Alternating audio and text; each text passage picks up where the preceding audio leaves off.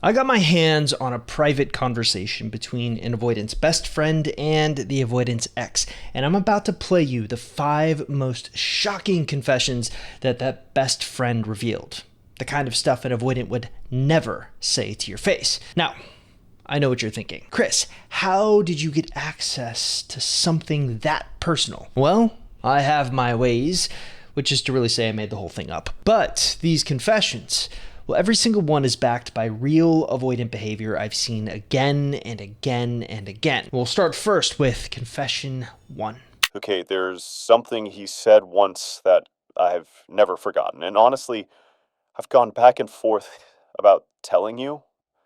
We were talking about you. This was back when things seemed good. And he said, sometimes I'd look at her and feel this rush of love come up, and then I'd feel sick, like actually nauseous, disgusted, even.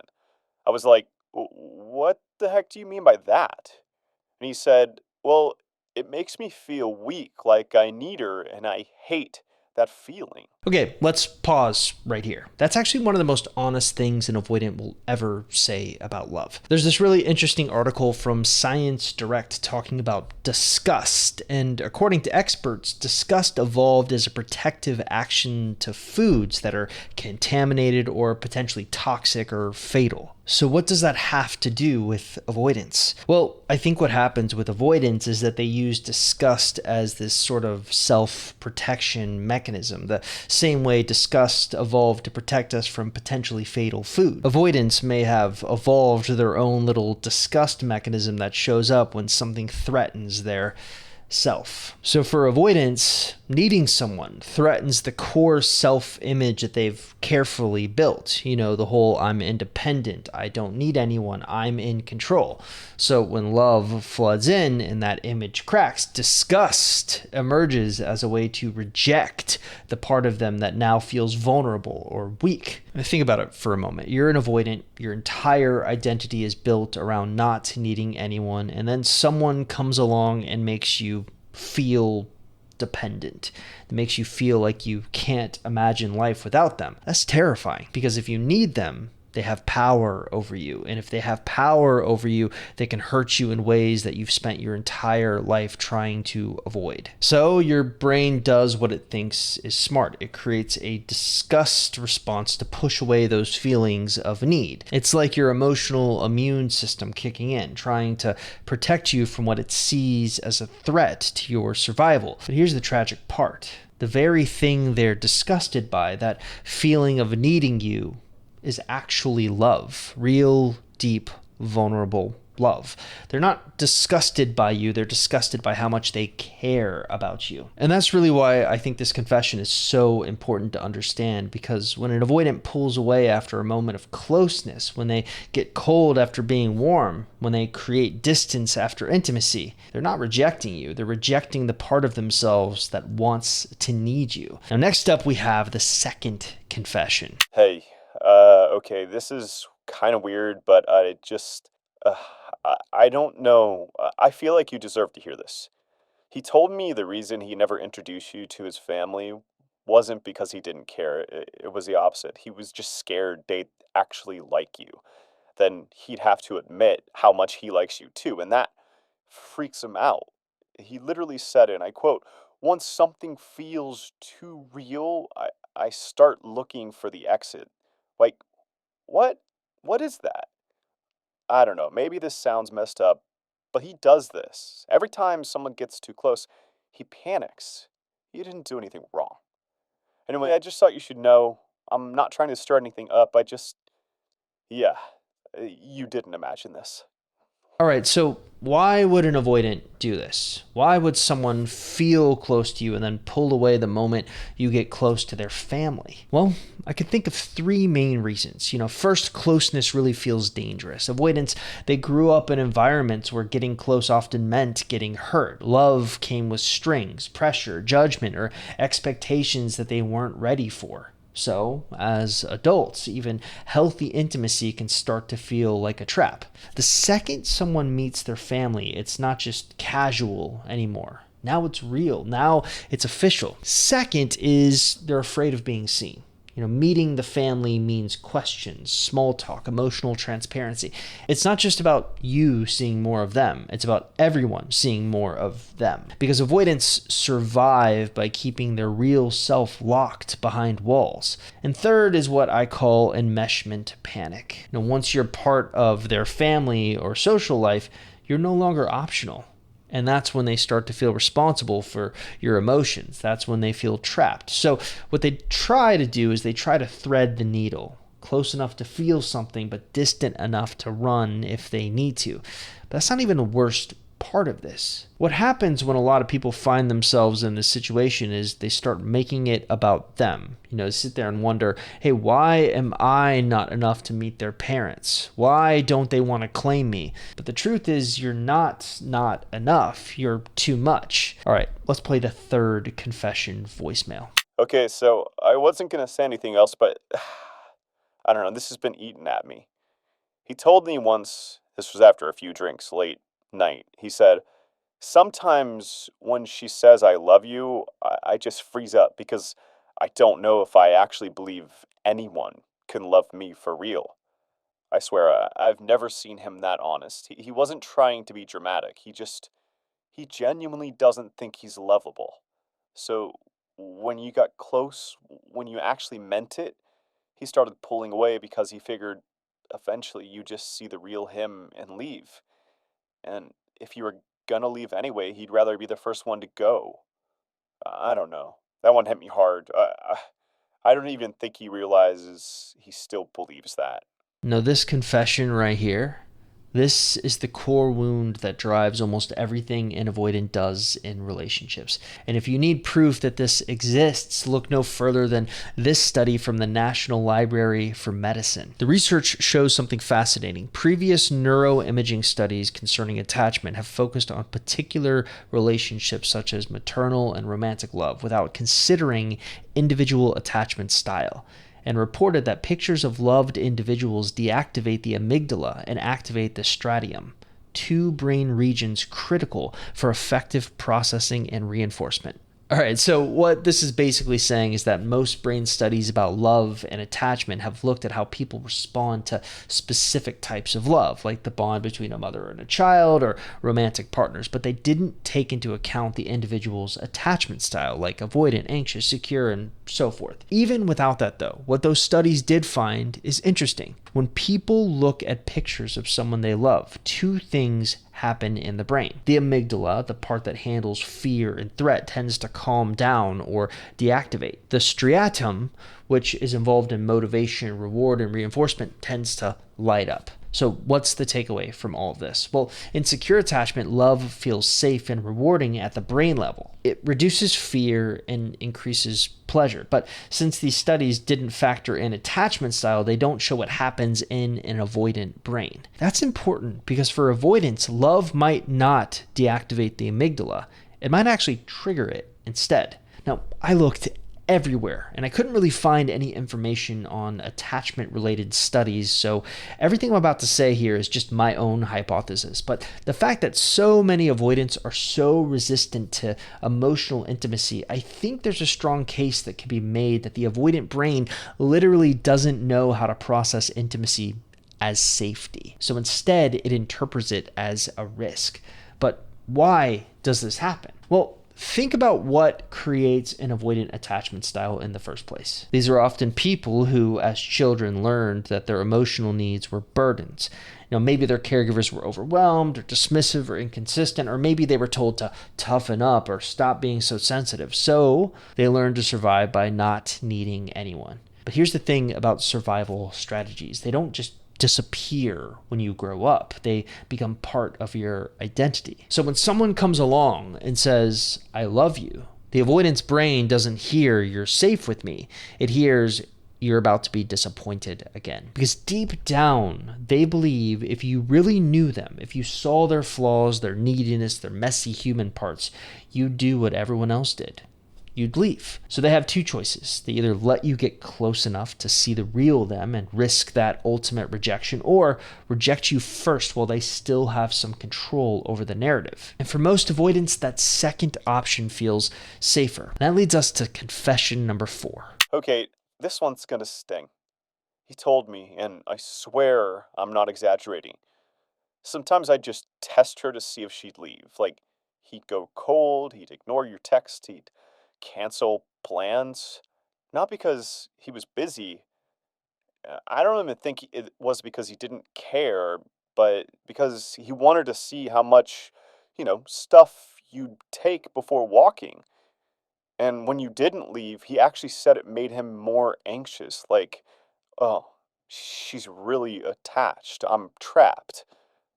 I know it's messed up, but that's how he plays it. Push them away to feel safe, then panic when they stay. All right, this one's going to be a little hard to hear, but we need to talk about what's really happening here. This is called protest behavior, mixed with actually some confirmation bias. All right, so let me break this down for you. Protest behavior refers to the action someone takes, often unconsciously, to provoke a reaction from their partner when they feel emotionally unsafe, disconnected, or anxious. Confirmation bias, on the other hand, is the tendency to look for, interpret, or even create evidence that confirms what you already believe, while ignoring or downplaying anything that contradicts it. So in the context of avoidant attachment, protest behaviors might look like picking fights, withdrawing affection, going cold, or ignoring texts. It's the emotional equivalent of saying, "Do you really care? Will you chase me? Or will you leave like everyone else?" And here's where the confirmation bias kicks in. If an avoidant believes people always leave, they'll unconsciously focus on anything you do that could hint at abandonment, while ignoring all the ways you're showing up consistently. Or worse, they'll provoke you just to prove they were right when you pull away. So in this particular case, it's not about the truth. It's about protecting the story that they've lived with inside for years. So when this avoidant says, "I just test her to see if she'd leave," he's essentially saying, "I need to know if my worst fear is true, so I'm going to create situations that might make it come true." And when you don't leave, when you stay and you try to work through it, that actually makes them more anxious, not less. Because now they're thinking, "Oh, no, she's really invested. They're not going anywhere. Now I'm responsible for their feelings. Now I have to live up to their expectations. Now I'm trapped." It's this impossible catch-22. If you leave when they test you, it confirms their belief that people always abandon them. And if you stay when they test you, it confirms their belief that they're now trapped in something they can't handle. Either way, they lose, and either way, you lose. And that's why this behavior is so destructive. It's not really a test you can pass. It's a test designed to confirm what they already believe about relationships. All right, let's move on to confession number 5. Hey, this is going to be the last thing I'm going to say, but it might be the most important. He told me once, kind of offhand, like he didn't even realize how messed up it was. Sometimes he just pulls away to feel powerful again. And there it is, the confession that explains everything. Sometimes I pull away just to feel powerful again. This might be the most honest thing an avoidant will ever say about why they do what they do. And to understand why this happens, we're going to talk classics. The Great Gatsby. All right, now I know what you're thinking. Chris, why are we talking about some sort of fictional character from a 1920s novel? But hear me out, because Gatsby is basically the perfect example of avoidant attachment in action. Oh, and spoiler alert for anyone who hasn't read the novel or seen the movies. So Gatsby isn't born into wealth. He builds a myth of who he is, the mansion, the parties, the Oxford man story. Why? Well, because the real Gatsby is poor, powerless, James Gatz, who was rejected by Daisy. He doesn't chase love directly. He builds a version of himself that never needs anyone, that has all the power. Now, the avoidant parallel is that when love made him feel small, Gatsby withdrew into performance, not to impress Daisy, but to protect himself from ever feeling powerless again. So he throws these parties, but he never shows up. It's all a plea, hoping his beloved Daisy will appear. This is the classic avoidant behavior. Gatsby is there. I mean, I would assume he's in the house somewhere, but not really there at the party. He withholds real presence to avoid emotional risk. He's pulling away while still appearing available. It's a power move to stay in control. So eventually, Gatsby reunites with Daisy. But he's nervous and kind of awkward. Why? Well, because real intimacy isn't part of the fantasy. He wanted the idea of Daisy, not the actual person with feelings, doubts, and flaws. And as things get real, he loses emotional control and he begins retreating into the past. This is the avoidant response. As soon as real connection becomes possible, Gatsby pulls back into memory, nostalgia, and control. He's losing his grip, so he escapes into the only place where he's still powerful, his own idealized narrative. And the great irony is that he can't let Daisy go, but he can't also let her fully in. That sounds familiar. So he refuses to accept that Daisy is already married, bit of a red flag there, or that she might not live up to his fantasy, even a bigger red flag. So he pressures her to leave her husband and recreate the past exactly as he imagines it.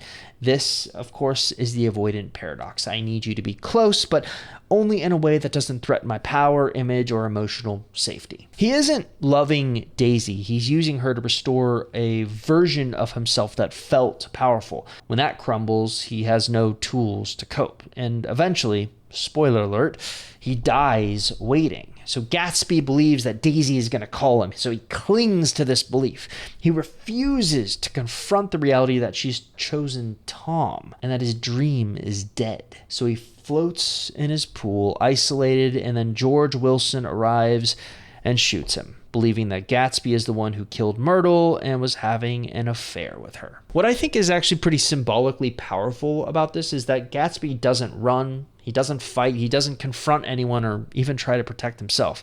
Not that he's really given a chance. But what he does is he withdraws passively. One final emotional retreat, clinging to the only thing that ever made him feel powerful, the dream of being loved. It's not just a death by bullet, it's death by delusion. He'd rather die believing in a fantasy where he's in control than live in the reality where he's emotionally exposed and powerless. And that's exactly what your avoidant is doing when they say, sometimes I pull away just to feel powerful again. They're choosing the illusion of control over the vulnerability of real connection. Now, if you've been paying attention, you probably noticed something. All 5 of these confessions have this common thread running through them. With number 1, love makes me feel disgusted because it makes me feel weak. With number 2, I don't introduce you to my family because that makes it feel too real. With number 3, I don't believe I'm lovable, so I leave before you figure that out. With number 4, I test you to see if you'll leave, and then I panic when you don't.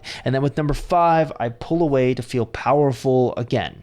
What's the pattern? Well, every single confession is about fear of vulnerability. Every behavior, every game, every push and pull, it all comes back to the core terror of truly being seen and potentially rejected. But here's what makes this so ironic. The very thing they're trying to avoid, abandonment, is exactly what they create with their behavior. They're so afraid you'll leave that they push you away. They're so convinced they're unlovable that they make themselves impossible to love. They're so terrified of losing control that they sabotage the one thing that could actually make them feel safe. It's like they're stuck in this endless loop. Fear, intimacy, create distance, feel lonely, crave connection, fear, intimacy, create distance, and around it goes. Now, I know what some of you are thinking after hearing these confessions. Okay, I get it now. I understand why they pulled away, so how do I fix it? How do I help them? How do I love them through it? And I get that.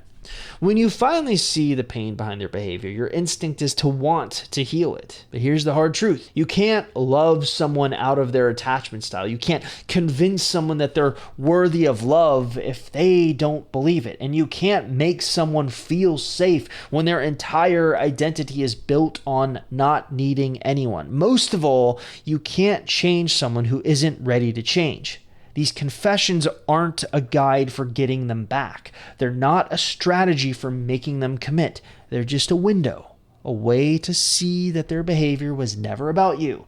It was about fear, it was about protection, and sometimes understanding that is enough to finally let go. Because the most loving thing you can do isn't to chase, fix, or prove yourself. It's to stop confirming their fear that love is something they have to earn, to stop trying to be enough for someone who doesn't know how to receive it. The kindest thing you can do is to choose yourself. And here's the great irony that you've heard me say in so many videos. That's often the only thing that wakes them up.